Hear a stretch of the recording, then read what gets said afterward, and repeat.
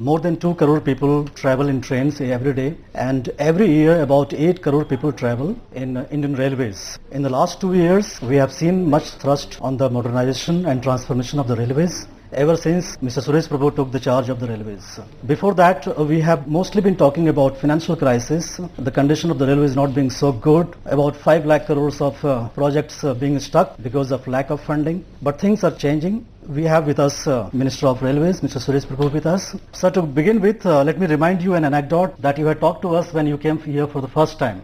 You had said that when you were in the Ministry of Power, in the Atal Bihari Vajpayee cabinet, then the power scenario was very bad. And because of the steps that you took place there, and in those times, not even a penny was being invested. And now that we see that billions of dollars have been invested and the power condition has substantially improved. So we have an image of you as a man who reformed the power sector. And then you had said in your first interaction with us that if I'm not able to transform the railways, then I have no right to be Minister of Railways. Sir, the Modi government is completing 2 years, and even you have completed almost 1.5 years. How confident you are that you are really on the path of transforming the railways? No, we are working with a plan, and this plan is not a secret plan that nobody knows and only me know. That is not the case. So we have very clearly laid down the objective in the first budget, which was presented by me last year, and also the current budget, which was again presented by me on 26th of February. So these two budgets are clearly, in a way, a part of the same process. Last budget, whatever we said, 139 points we have actually implemented. In this budget, again, we are talking about all aspects of railway transformation. We have very clearly said by 2020, what would be the deliverables on the railway side? What could be the speed? What could be the number of trains? How the delays can go down? How the traffic movement can happen? How we will be able to handle more cargo and many things. We are also trying to change in different way. One, first target was very clear, improve customer service. That's a short-term one. Also working on completely transforming the railway operation. It takes time. It takes also efforts. So we started with it, but it's not yet completed. It's a work in progress. So I think in the next few years' time, we will see a significant improvement in the railway operation by once we complete the first phase, that's 2020. In my opinion, we need another 5 years of a same energy, same vigor, same investment, same regime. Regime in a sense that when we go to a doctor, he gives a regime. Don't eat non-veg, don't drink. So that's a regime. So the health regime is important for a patient. For a ailing organization like railways, even that regime is important. So we should try to work on that next 5 years. I'm sure in a 10 years time, we'll see a completely transformed railway. So when a common man talks about the railways, he believes that his train should reach his destination in time.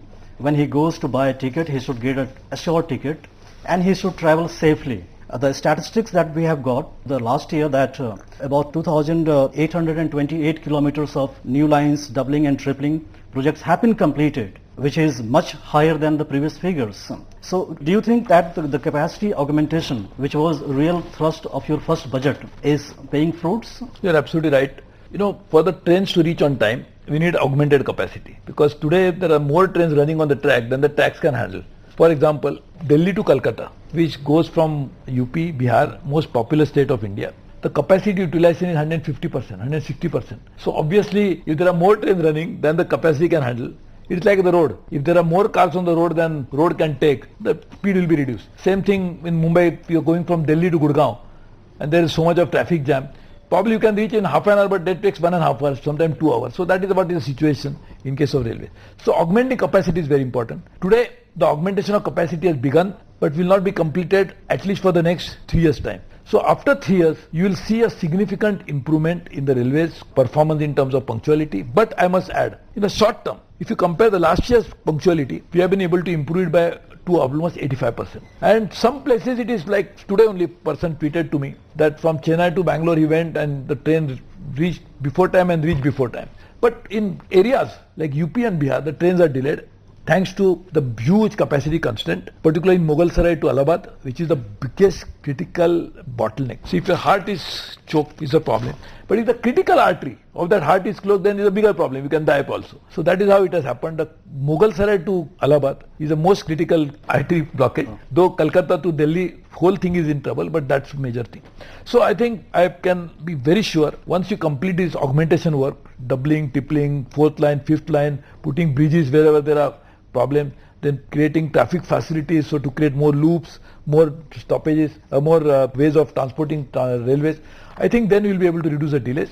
It will take about 3 to 4 years time. One big event, rather big achievement which may see in a couple of years is the completion of the dedicated freight corridors. You have given a deadline of 2019 of commissioning those corridors.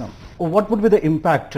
How do the common man relate to the completion of those big projects which have been funded by the World Bank and the JICA? See, today you are absolutely right. In India, the goods train as well as the passenger trains run the same track. So if there are more trains running, then obviously the delays are more. If you can remove the goods traffic completely from the existing track, then there can be more trains can be run, the passenger trains can be run. So the dedicated freight corridor will benefit the freight, but will also help the passenger movement to be faster. Again, 2/3 of the revenue of railways come from freight. So more the freight revenue, we are able to subsidize the passengers. So passenger will also benefit if the revenues of the railway increases. So that's how they will also benefit.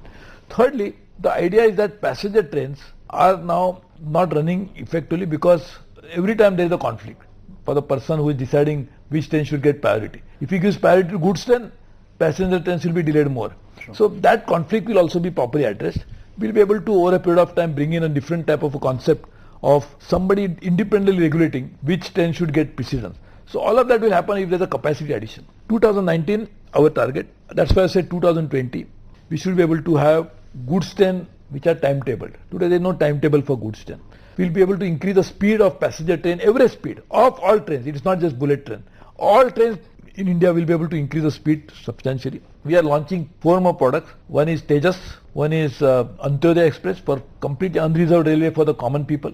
Thirdly, Udaya Express, which will go from overnight train, double decker. And fourthly, we are launching is Humsafar.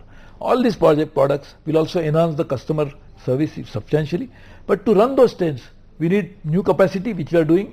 Also, dedicated freight corridor, which will move the passenger, the freight traffic differently. So you must be very happy that in your tenure, India has seen one of the fastest train, Gatiman, running between New Delhi to Agra. And the railway officials are in Tokyo right now about the bullet train project, for which India has secured a very soft Japanese loan. For the common man, the perception is that you are investing close to 1 lakh crore on a bullet train project, which is a showpiece project. How does the person living in Odisha or say Uttar Pradesh relate to this bullet train project? What would be the benefit for common man? See, firstly, we have 5-star hotels in India. Now, nobody expects that common man will go to the 5-star hotel. But still we have 5-star hotel because they help the economy. If the economy benefits, the jobs are created, more and more opportunities come in, the technology improves. Who are the people who work in 5-star hotel? They are all from ordinary family people. The food that is bought in a 5-star hotel is bought from different level. So it's not that we don't understand, so that we don't want a bullet train to be common man will travel. We understand that. But we are not investing 1 rupee of our own. The entire money is coming from Japan at 50 years repayment with 0.1% interest. And that technology once comes to India, we'll be able to use that technology in all other trains. So that technology will benefit the common man to travel in a faster space. Plus, because of this project, Japan has also agreed, we insisted, our government insisted, our Prime Minister insisted that they must collaborate with us on improving the safety standards of railways. Japan has almost 0 accident rate. So that will come to India, common man will benefit, safety will improve. Thirdly, because we do this, we also requested Japan that they must help us to improve the general conditions of the railways in India. That they agreed because of this project, because they were interested in that. So you can imagine the common man will benefit not just from one single project, but because of the collaboration with Japan, which will be transcending into all aspects of railway operation, and that will enhance the ability of the people. So in your first budget, safety was a real thrust, and you had allocated close to 7,600 crores for the elimination of the unmanned level crossing lines. Incidentally, the South Central Railways have eliminated all the unmanned level crossings. But there are reports that state governments are not cooperating as you wish, and because of which these eliminations is getting delayed. How confident you are that you would be able to eliminate all those crossings? We are on track with that. Of course, you are absolutely right that without state government cooperation it is impossible. Because on one side, both the sides are roads. Only the railways can do something of putting unmanned level crossing to be eliminated by putting road over bridge. But bridge has to go from both over the railways, but on both sides of the road which are owned by the states. So therefore, collaboration is important. I am talking to all the state governments. 16 states have agreed to work with us. We'll talk to more and we'll ensure that state government also work with us to make it as a partner to do this. You have made a very clear emphasis on public amenities. You have given a message that we want to substantially improve the public's perception about the railways before thinking about raising the fare or whatever, and because of which you have taken a lot of initiatives about the senior citizens, about the cleanliness, about the availability of wheelchair, the Wi-Fi at many stations, including the railways. How far you are satisfied, and what is the scope for further improvement? See, there has been a substantial improvement in the customer amenities. That everybody agrees. But I am happy but not contented. I am happy because improvement has happened, but I am not going to be very contented with changes unless they are really transformative. And the transformative changes is going to take 3 to 4 years time. But still, in the meantime, we started improving the booking of trains. So we started actually bringing changes in the way the IRCTC portal operates.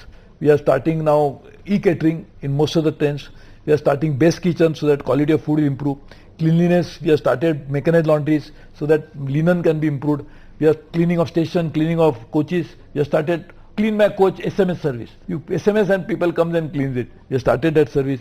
We are working on ensuring that Wi-Fi is started. Somewhere escalators were not there before. We need more, many more. But of course we have started just now. We have started lifts. In some place like Ratnagiri, which is a small little town in Maharashtra, we have started travel up. So that means not only escalator, but even after that, because it's a very deep station. So wherever it is such a situation, we like to do it everywhere. So that old people, women, pregnant women, others don't have to really take the trouble of climbing the stairs. So this is the whole idea of bringing transformation. I would like to do much more than what has happened. So many state governments complain that their areas are not connected with the railways and they keep coming to you. And in the recent times, you have come up with the initiative of having joint ventures with the state governments, and you have signed about with six state governments. What is this model and how this model is going to benefit the railways in the coming times? See, this is a absolutely important issue. As the Prime Minister says, cooperative federalism. So we cannot have a functioning relationship with the state unless we take their priorities on board. If sitting here in the railway board, I am going to decide about all over India, it's absolutely improper. So this is the first paradigm shift into the functioning of the railways, in which we are making state governments as partners. Otherwise, there was always, before every budget, all chief ministers will come and meet the railway minister. Why should they come here? We should try to work with them as partners as states. Kerala has some priority. Uttar Pradesh priority is completely different. Jammu and Kashmir priority cannot be equated with the priority of Tamil Nadu. So unless we go to each state, talk to them, make them as partners, make them as joint venture partners. See, this is not just sharing cost. This was a formula earlier, that you give us money and the railways will decide. Why? We make them partners. We'll have joint management of railways in that state. So these are completely a departure from the past, and we'll take it forward. Also, in the past, we have mostly been talking that railways, all the railway minister before you who came, they would announce a lot of projects, a lot of trains without finding the funds, the finances for them. And when you came as the minister, you got 1.5 lakh crore from LIC. You have been talking to the World Bank. So you have worked a lot about the finance of the railways.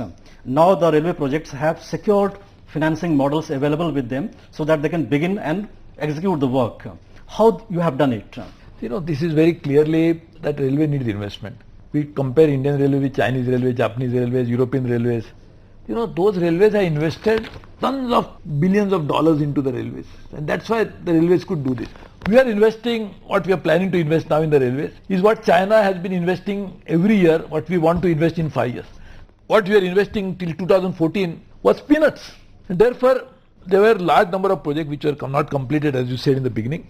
Then we are not able to fulfill the aspirations of the people. This year, for the first time, we are given double the amount for every state, almost. Some states 3 times, more than the allocation in the previous years.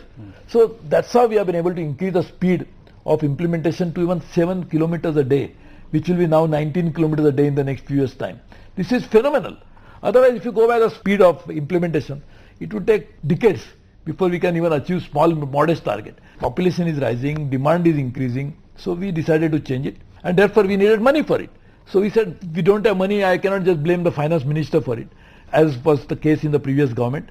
We went to the LIC, went to the World Bank, we went to private sector participation, we went for state government participation, as a result of which we have been able to raise resources much more than the previous governments have ever done it. So there is one important issue. People say that, Suresh Prabhu as a minister has brought up dynamism within the railways.